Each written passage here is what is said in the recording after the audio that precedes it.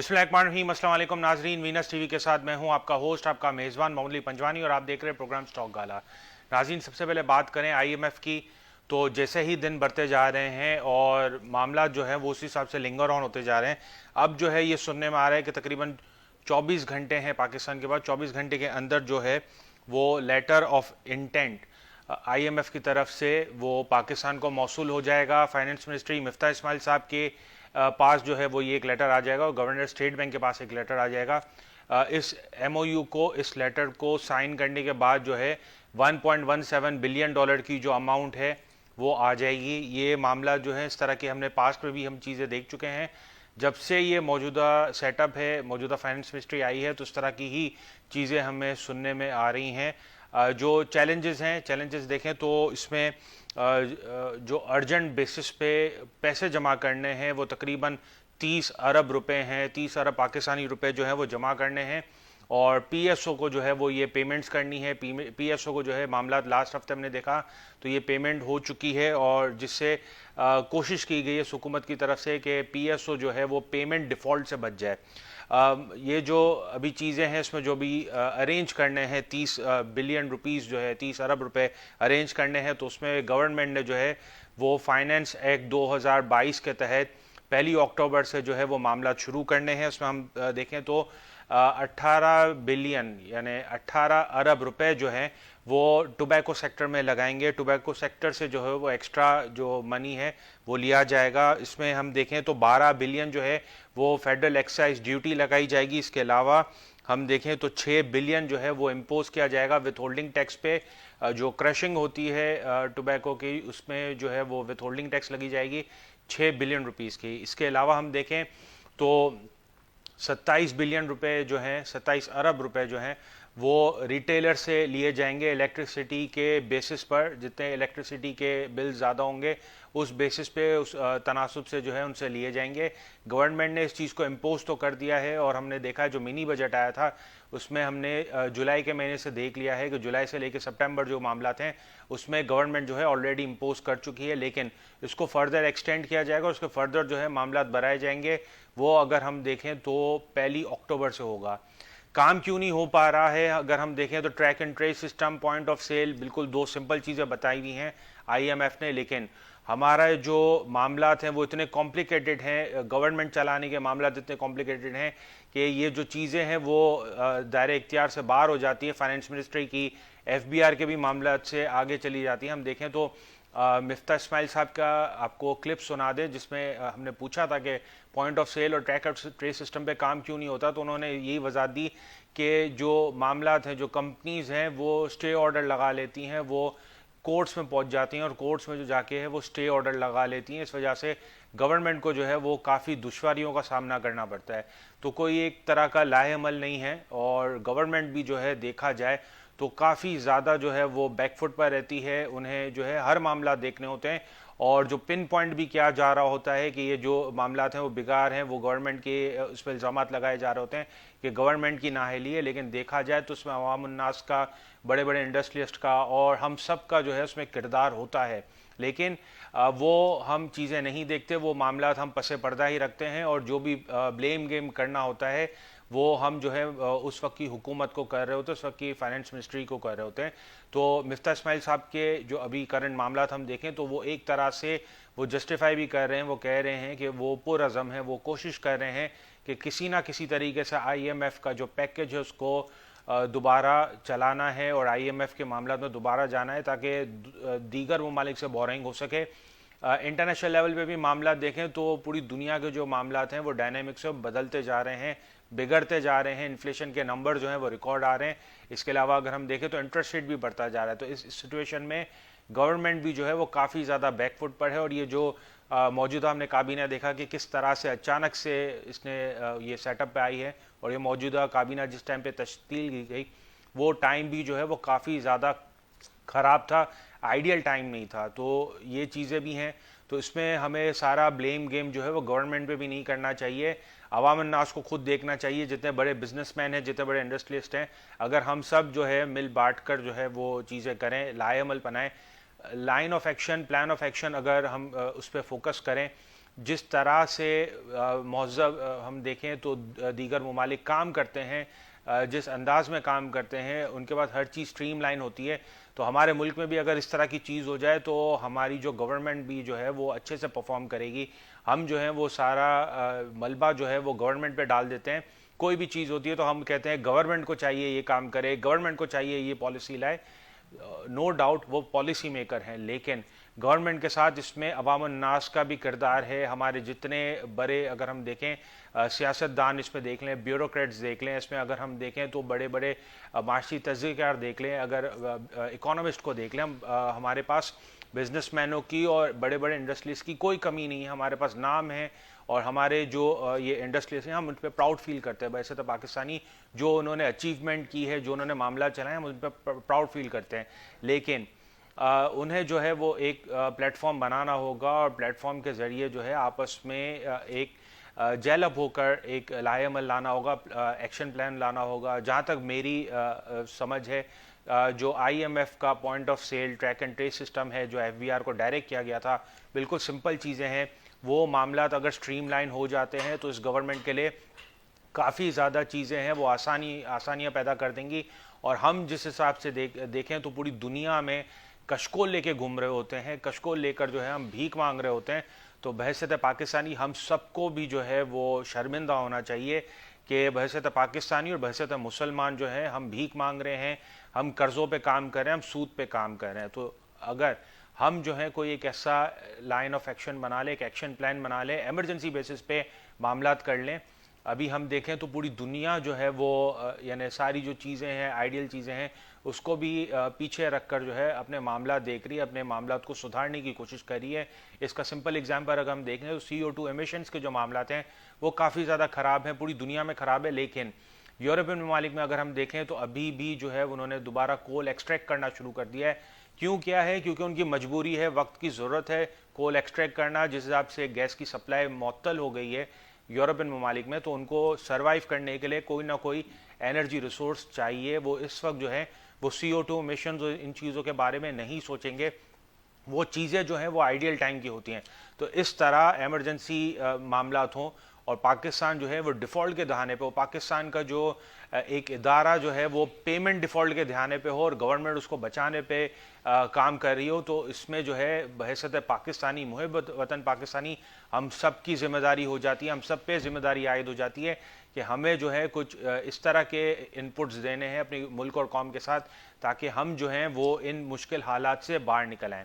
नाज़रीन, इसके अलावा अगर हम बात करें तो 2 इदारे हैं, उनका जो डेटा है क्रूड ऑयल का, अगर हम डेटा देखें तो उनमें काफ़ी ज़्यादा हम उनमें जो है मामलात ख़राब देख रहे हैं। जो आइडियोलॉजी है वो काफ़ी ज़्यादा डिफरेंट हम देख रहे हैं। सबसे पहले बात करें तो इंटरनेशनल एनर्जी एजेंसी जो है वो कह रहा है कि जो डिमांड है ऑयल की वो बढ़ जाएगी, क्रूड ऑयल की डिमांड बढ़ जाएगी, और जो वो एक्सपेक्ट कर रहे हैं, जो तखमीना लगा रहे हैं 2022 का, तो वो 3.8 मिलियन बैरल पर डे लगा रहे हैं। और इसके अगेंस्ट अगर हम देखें तो ओपेक जो है वो कहता है कि 3.1 मिलियन बैरल पर डे के हिसाब से जो है वो डिमांड होगी, तो उस हिसाब से वो सप्लाई कर रहे हैं। 2023 में जो है वो ओपेक एक्सपेक्ट कर रहा है 2.7 मिलियन। अब ये मामला जो है वो क्यों ख़राब है? एक जो इदारा है वो सोचता है कि क्रूड ऑयल की डिमांड होगी, दूसरा इदारा सोचता है कि क्रूड ऑयल की डिमांड उस हिसाब से नहीं होगी। तो सबसे पहले बात कर लें इंटरनेशनल एनर्जी एजेंसी की। तो इंटरनेशनल एजेंसी जो है वो ये तखमीना लगा रहा है कि जिस हिसाब से पूरी दुनिया में गैस की शॉर्टेज हो रही है, ख़ास तौर पे यूरोपियन ममालिक में गैस की शॉर्टेज हो रही है, जब से रशिया और यूक्रेन के जो तनाज़ात हैं वो काफ़ी ज़्यादा बिगाड़ पैदा किए हैं, और रशिया ने जिस हिसाब से यूरोपियन ममालिक की गैस सप्लाई जो है वो कट कर दी है। तो इन चीज़ों के पेश नज़र जो एनर्जी के मामलात हैं वो ऑयल पे ज़्यादा जा रहे हैं और कोल पे ज़्यादा जा रहे हैं। तो ऑयल की डिमांड उस वजह से ज़्यादा बढ़ जाएगी, 3.8 मिलियन बैरल पर डे तक ये जो है वो डिमांड बढ़ने की चीज़ें हैं, मामलात हैं। इस वजह से हमने देखा कि WTI क्रूड ऑयल जो है उसे 87 का लो बनाकर जो है वो दोबारा ऊपर की जानिब जाना शुरू हो गया है। $100 को भी जो है वो क्रॉस कर सकता है वीकेंड में। इसके अगेंस्ट अगर हम मामला देखें तो ओपेक जो है वो प्रोजेक्ट कर रहा है 3.1 मिलियन बैरल पर डे की डिमांड। उसका जो बुनियादी वजह है वो ये है कि ओपेक समझता है कि जिस हिसाब से इन्फ्लेशन के नंबर बढ़ रहे हैं, हायर इन्फ्लेशन होती जा रही है, उस हिसाब से डिमांड जो है वो कम होगी, लोगों की कुव्वत खरीद जो है पूरी दुनिया में वो कम होगी, मुल्कों की जो कुव्वत खरीद है वो काफ़ी ज़्यादा कम होगी। कहीं तो मुल्क ऐसे हैं जो डिफ़ॉल्ट के धियाने पे जा रहे हैं। इसके अलावा अगर हम देखें तो साउथ एशिया का जो रीजन है उसके जो ममालिक हैं उनमें काफ़ी ज़्यादा बिगाड़ पैदा हो रही है, उनके जो नंबर्स हैं वो काफ़ी ज़्यादा डिस्टर्ब आ रहे हैं। इसमें अगर हम देखें तो पाकिस्तान है, बांग्लादेश है, श्रीलंका है, भूटान है, नेपाल है, इस तरह के ममालिक जो हैं उनमें जो महंगाई है उसके काफ़ी ज़्यादा असर रसूख हम देख रहे हैं, उनके असरात हम देख रहे हैं, जिस हिसाब से हायर इन्फ्लेशन होते जा रहे हैं और कुव्वत खरीद कम होती जा रही है। हम भी जो है हमने देखा कि हमारा जो डॉलर है वो स्टेबल हुआ है, तो डॉलर स्टेबल जो है वो इस वजह से नहीं हुआ कि हमारे पास रिजर्व बढ़ गए। हमारा जो डॉलर इस वक्त जो स्टेबल हुआ है वो इस वजह से हुआ है क्योंकि हमारी कुव्वत खरीद ख़त्म हो गई है, हमारे पास उतना पैसा नहीं है कि हम जो है वो चीज़ें खरीदें। मज़ीद इंपोर्ट जो है वो हमारी कम होती जा रही है। जून के महीने में अगर हम देखें तो हमारे जो इंपोर्ट है वो 7.5 बिलियन डॉलर्स की थी। इसके बाद हम देखें तो जुलाई के महीने में 5 बिलियन डॉलर की हमारी जो है वो इंपोर्ट है। अब जो अगस्त का महीना है उसमें इससे भी कम जो है हम तखमीना लगा रहे हैं, अंदाज़ा लगा रहे हैं कि हम जो है वो 5 बिलियन डॉलर जो है उससे भी कम की इंपोर्ट करेंगे। तो ये जो मामलात हैं वो ये है कि हमारे एक्सपोर्ट्स नहीं बढ़े, हम जो इंपोर्ट हैं वो इस वजह से कम कर रहे हैं क्योंकि हमारे पास उतने पैसे नहीं हैं, हमारी कुव्वत खरीद कम हो गई है। आप जो है कहीं भी चले जाएं, आप किसी भी दुकान चले जाएं तो आपको चंद चीज़ें ऐसी होंगी जो नायाब नज़र आ रही होंगी, तो ये मामला जो है आगे जाके और बढ़ेंगे। तो देखा जाए तो पूरी दुनिया में एक चीज़ें चल रही है, मामला चल रहे हैं और ये जो मौजूदा हुकूमत है उससे सपोर्ट की ज़रूरत है, ऑपोजिशन की और दीगर इदारों की भी सपोर्ट की ज़रूरत है कि इसको जो ये चीज़ें चल रही हैं इन मामलात को एमरजेंसी बेसिस से निकाला जाए और जो हमारी मईशत वेंटिलेटर पर चल रही है काफ़ी दिनों से काफ़ी टाइम से, तो वो मामलात जो है वो बेहतर हों। इस गवर्नमेंट को, इस मौजूदा सेटअप को इन चीज़ों की काफ़ी ज़्यादा ज़रूरत है और बहैसियत पाकिस्तानी जो है हम सबको किसी भी पॉलिटिकल पार्टी, किसी भी पॉलिटिकल एंगल से सबसे पहले ज़्यादा ये सोचना है कि हमारा मुल्क जो है वो ऑन स्टेक है और हम जो है डिफ़ॉल्ट के धियाने पे खड़े। हमारे अगर इदारे डिफ़ॉल्ट होना शुरू हो जाएं, पेमेंट डिफ़ॉल्ट होना शुरू हो जाए तो ये हमारे लिए जो है वो शर्मनाक मुकाम होगा और हम जो है कब तक इस तरह के मामला चलाएंगे, कब तक हम जो है वो बोरोइंग करके जो है वो अपनी चीज़ें चलाएंगे, गुजारा करेंगे। अगर कहीं से हमें कोई इमदाद मिल जाती है तो हम कब तक उसकी खुशियाँ बनाएंगे। तो ये हमें सोचना है, हमें खुद मुख्तार कौम है और हमें खुद मुख्तार बनना है, लेकिन प्रैक्टिकल देखें तो हम खुद मुख्तार नहीं हैं, तो ये चीज़ों पे हमें फोकस करना है। नाज़रीन ब्रेक पे जाते हैं, ब्रेक के बाद आप लोगों के साथ डेटा शेयर किया जाएगा, मेरे साथ रहिएगा।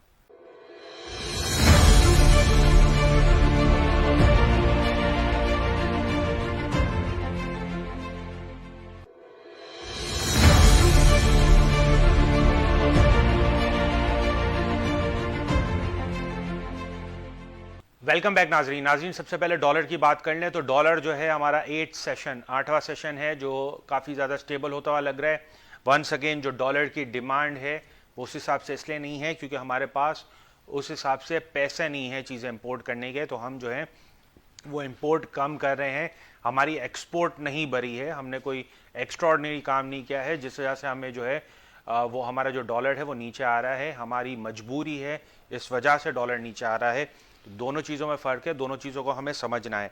डॉलर अगर हम देखें तो इंटर बैंक में 218.88 चल रहा है। हमारा जो पाक रुपी है उसने 1.38% जो है वो गेन किया है। रिचर्ड बे कोल प्राइस अगर हम देखें तो $314 चल रहा है, 21.50 डॉलर जो है इसने गेन किया है। वंस अगेन क्रूड ऑयल है और हम कोल प्राइसेस देखें दोबारा सर्ज होना शुरू हो गए, दोबारा ऊपर जाना शुरू हो गए। इसकी सिंपल वजह यह है कि जो यूरोपियन ममालिक हैं वहाँ पर गैस की काफ़ी ज़्यादा शॉर्टेज है। रशिया यूक्रेन के जब से मामला ख़राब हुए और अब जो हम मामला देख रहे हैं जिस हिसाब से रशिया और यूक्रेन जो है वो एक न्यूक्लियर प्लांट में जो है वो जंग लड़ रहे हैं, तो ये काफ़ी ज़्यादा ख़तरनाक है। यूनाइटेड नेशंस जो है उसने काफ़ी ज़्यादा एमरजेंसी डिक्लेयर कर दी है ये जो न्यूक्लियर प्लांट है इससे रिलेटेड। तो ये सारे मामलात हैं, इस वजह से हम देख रहे हैं तो यूरोपियन ममालिक जितने भी हैं वो गैस जो है उस हिसाब से उनके पास नहीं है, तो वो ऑल्टरनेट पे जा रहे हैं। वो कोल जो है वो एक्सट्रैक्ट कर रहे हैं, कोल की इंपोर्ट वहाँ पे ज़्यादा बढ़ गई है और क्रूड ऑयल की इंपोर्ट ज़्यादा बढ़ गई है। इस वजह से हम आपके साथ डेटा शेयर कर रहे थे कि इंटरनेशनल एनर्जी एजेंसी है वो किस तरह से प्रेडिक्ट कर रही है कि जो क्रूड ऑयल है और कोल है उसकी डिमांड काफ़ी बढ़ेगी। WTI क्रूड ऑयल का रेट अगर हम देखें तो 93.25 फी बैरल चल रहा है। इसने 1.32 गेन किया है।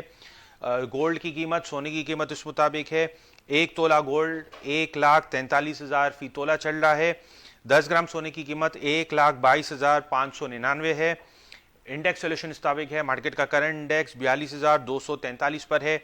मार्केट ने 251 पॉइंट लूज किए हैं। मार्केट की पिछली क्लोजिंग 42,494 पर थी। टोटल 32 करोड़ शेयर का काम हुआ है, जिसमें से 16 करोड़ शेयर सेटल हुए हैं। सेटलमेंट का परसेंटेज अगर हम देखें तो 39.64% है, 50% से कम है। तो 2 दिन से हम देख रहे हैं सेटलमेंट के मामला हमारे अच्छे नहीं हैं।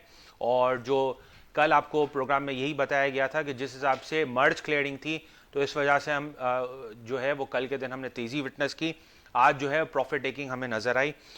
जो पी रेशियो है, जो मल्टीपल है, वो 4.34 का है। मार्केट कैपिटलाइजेशन 7.8 खरब रुपए की है।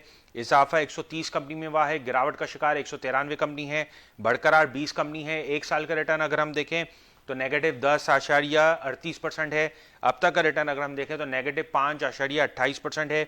डे रेंज मुताबिक है, मार्केट ने नीचे 42,215 का लो बनाया, जबकि ऊपर 42,678 का हाई बनाया। 52 हफ्तों का रेंज मुताबिक है, मार्केट ने नीचे 39,541 का लो बनाया, जबकि ऊपर 48,144 का हाई बनाया। फीपीलीपी डेटा इस मुताबिक है। फीपीलीपी डेटा के हिसाब से अगर हम देखें तो मेजर जो बाइंग हुई है वो इंडिविजुअल्स की हुई है। सेकंड नंबर पर अगर हम बाइंग देखें तो ब्रोकर प्रोप्राइटरी की हुई है, बदले में माल गया है। इस वजह से हमें लग रहा है कि जो इंडिविजुअल और ब्रोकर प्रोप्राइटरी की बाइंग है वो उतनी ज़्यादा तगड़ी बाइंग नहीं है। सेलर्स में अगर हम देख लें तो सबसे बड़ी जो सेलिंग है वो म्यूचुअल फंड की है। सेकंड नंबर पे अगर हम देखें तो इंश्योरेंस कंपनी की है। नाजरीन, ये था डेटा, आप लोग के साथ पूरे मामला दिखाया, आपको फीपीलीपी का भी डेटा दिखाया और आपको जो है वो चीज़ें दिखाई कि किस तरह से जो हमारे मामला हैं वो बिगाड़ पैदा कर रहे हैं। माशी मामला जो है ना सिर्फ पाकिस्तान के, पूरी दुनिया के ख़राब हैं। तो लिहाजा जितना हो सके मोहतात होकर काम करें, मोहतात रवैया इख्तियार करें। जितना प्रूडेंट रहेंगे, जितना सेविंग पे फोकस रखेंगे और जितना अपना पैसा बचा लेंगे, उतना ही वो पैसा आगे जाके आपको काम आएगा। कोशिश करें कि आप जो हैं वो किसी किस्म की लग्जरी चीज़ों पे ना जाएं और मामला इस तरह से ना चलें। सेम इस तरह स्टॉक मार्केट में जो है आप सरमायाकारी करें, एज इन्वेस्टर काम करें। लॉन्ग टर्म इन्वेस्टमेंट आप कर सकते हैं, आपकी हैसियत है, आप अपनी रिस्क मैनेजमेंट करें। और अगर आप लॉन्ग टर्म इन्वेस्टमेंट कर सकते हैं और आप वो पैसा ब्लॉक कर सकते हैं, तब जाके सरमायाकारी करें अच्छे फंडामेंटली ब्लू चिप स्टॉक्स में, जिनका डिविडेंड यील्ड भी काफ़ी ज़्यादा अच्छा है। अगर आप स्पेकुलेशन कर रहे हैं, ट्रेडिंग कर रहे हैं, तो अपने रिस्क पे कीजिए और कोशिश कीजिए कि फ़िलहाल जो है इस तरह के आइडियल मामला नहीं हैं कि हम जो हैं वो स्पेकुलेशन और ट्रेडिंग पे फोकस करें। अपने दोस्तों, रिश्तेदारों, गिरदोनों का ख्याल रखिएगा। शुक्रिया, अल्लाह हाफ़िज़।